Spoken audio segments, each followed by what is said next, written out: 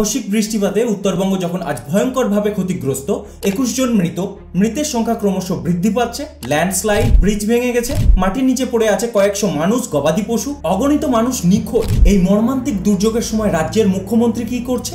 কলকাতার রেড রোডে কার্নিভালের নামে বাংলার বেহায়া, নির্লজ্জ, চটি চাটা সিনেমা অভিনেতা অভিনেত্রীদের নিয়ে নিত্য বিলাস করছে।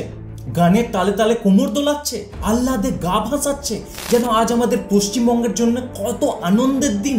তার প্রায়োরিটি আজ উত্তরবঙ্গের মানুষ নয়, কলকাতার কার্নিভাল। এবং তার প্রায়োরিটি উত্তরবঙ্গ কোনোদিনই ছিল না।